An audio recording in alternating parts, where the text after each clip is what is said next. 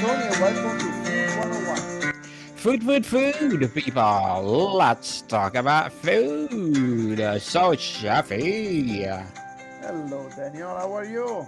I'm fabulous, Chefy. Another week, another great episode on Food 101. And we are Yes. inviting you people to please do visit our official website, www.food101.ca. Yes. So what they can see about our website, Shafi. Oh, they can Our see anything over there. We have we talk a little bit. We cover up a little bit everything over there. We got yes, sauce, we got pasta, we got main, we got a little bit everything. But we fill it up even more gradually every times. Some yes. dessert we got some. I think jam, pickles, yeah, a little bit everything. Everything under the sun is there, people. So please visit our official website,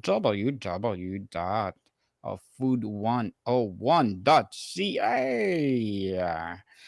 So, Shafi, what we gonna talk about today? Well, let's talk about risotto. I like risotto.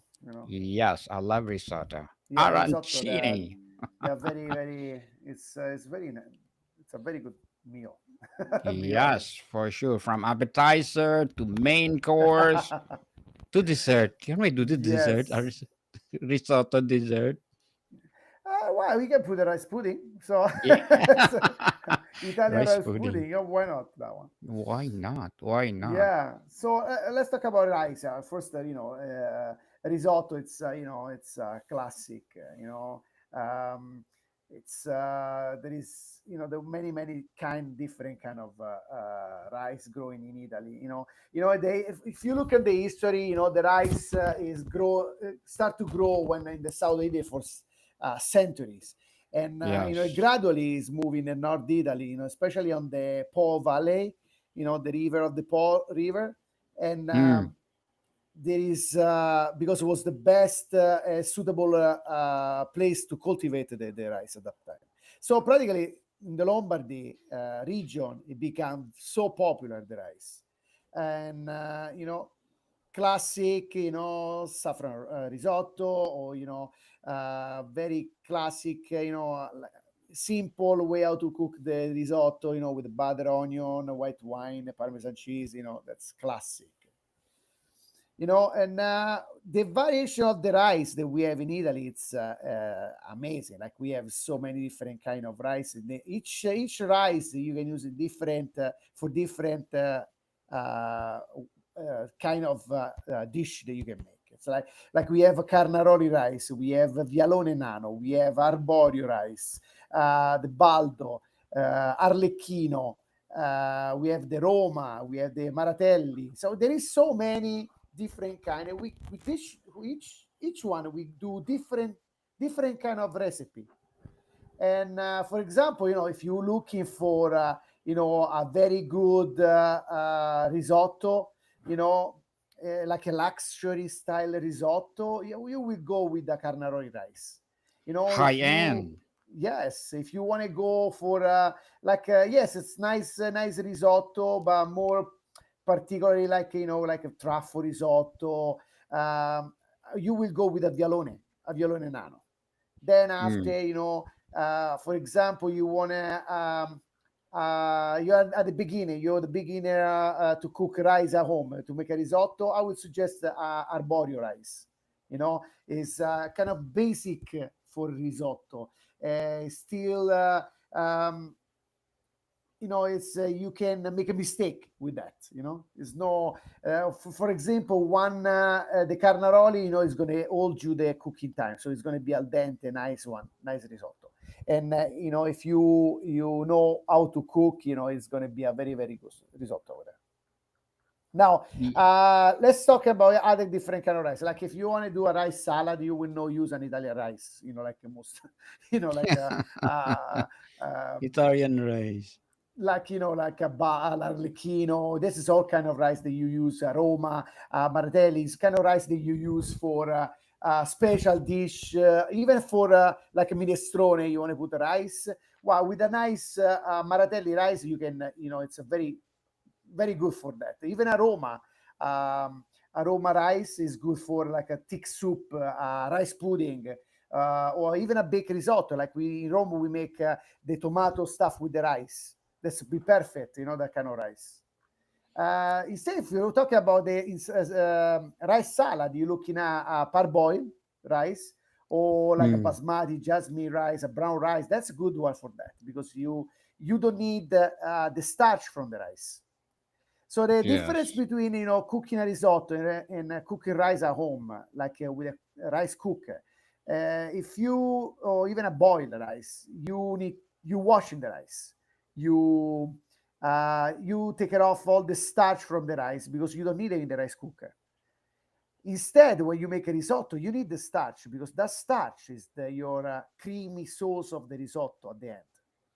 You know, once you start to when you start to toast the rice, then you wet in the rice, and then after you cream in the rice. That's the three step of making risotto. So when you toast it, it's when you toast the rice at the beginning and in oil or butter, you give the a little bit of fat around the each rice, and then after that you wetting with with wine and make evaporate, and then after you put any kind of broth that you like, a seafood broth, a beef broth, a vegetable broth, and then when you practically you creaming the risotto, that means at the end with the result of cooking the rice with the broth and release all the starch, you add your cold butter and your cold parmigiano, and then you called mantecatura. You mix all together. That's at the end is going to be the creamy risotto at the end of the risotto. So, Simple. chef, yes. Go ahead, Chevy. Go If you ahead. know, if you see it, well, of course, if you see it, it's much easier than talking about it. Yes, definitely. So, Chevy, tell us why is toasting the rice in fat before adding liquids as a critical, non-negotiable step, Well, mostly especially because risotto. you don't want to lose the starch at the beginning. So you create like a shell around the rice with the fat Okay. shell with the oil. Then after when you wet the rice, then it start to release a little bit of time all the starch when you cooking it, and that's what you need it for the risotto to make it nice and creamy. Okay. Well, people, uh, I hope before you. It's not that it's simple to cook risotto at home. But like I say, for the beginning, you always use an easy way how to make a risotto. To make a Mm. risotto, you can't boil the rice. You had to like I say, you had to toast, you had to wet, you had to mantecate. You had to mix together. So it's a process to make. You can boil because if you boil, it will be no risotto at the end. It's just like a boiled rice. it's you know what I mean? Like you're looking at Yes. it's just like a side dish of rice. Yes, al dente for sure. So, Shafi, how do you know just by looking the risotto in the pan that was reached a perfect, creamy, flowing consistency? Well, you think about it's going to take at least 15 to 16 minutes to cook rice from scratch. Then you leave it that 2 minutes when you shut it off. To you shut down the gas. And you just let it finish cook with the own heat inside the pot. And when you mix with well, you add the starch already, and you add your fat, your nice cold butter and your parmigiano. Then you make that's the movement that you make. They call mantecare. You just move as like a wave. And mix like a wave the butter with the cheese inside the pot. That's give that more creamy um way out. More creamy risotto at the end. Mm. Manticare for sure. Mantecare, yes. So, what is the magic that happens in the final step of a heat when you furiously stir in cold butter and cheese, Chefy? That's make the cream at the end. When you the result, the practically the starch and the butter getting together, and the Mm, fat yes. getting together, you mix and you give that wave when you mix in the pot with the cheese. You got all that creamy risotto. But you don't need a cream to make a risotto because you're already gonna make the cream with the butter and practically the starch. Yes. It's like when Definitely. we make, for example, we make cacio e pepe, no? And you just boil the pasta. You use the starch from the boiling water, and you mix it with the cheese. You don't add nothing else. You just add the cheese and the starch from the pasta, and that one creates the cream around the pasta when you mantecare, when you mix together the pasta with the cheese. The same thing. Yes, the process is the same thing. So, Shafi, can you give us more tips in cooking risotto? At In least for cooking people risotto, out well, there, if you are at the especially. beginning, like I say, if you're in the beginning, I would suggest, arborio rice. It's simple to use. You got, you can even make a mistake with that. It's no problem. you know, but like I say, so if you follow the three step that we use, it's like the toasting, the wetting, and the creaming. That's the basic. So you have your own. Okay, let's say you want to make risotto alla milanese, for example. So okay, you have your butter, you have your rice. You toast your rice with butter. You put a little bit of shallot inside, just to give a little bit more flavor. After that, you just you wet it with the white wine. You make evaporate it, and then after you make sure that you have a boiling uh, saffron bouillon, and then a little bit of time Saffron. you add the saffron bouillon in the rice. A little bit of time. You don't have to put cover up 1 liter, 2 liter, 3 liter. No, no. You have to make it get a little bit of time. Absorb the rice. You don't need the water. You don't need to make it float the rice in the water. You just gotta uh, make absorb your broth with the rice. So the starch is going to coming out and start to create this nice and beautiful cream around the rice.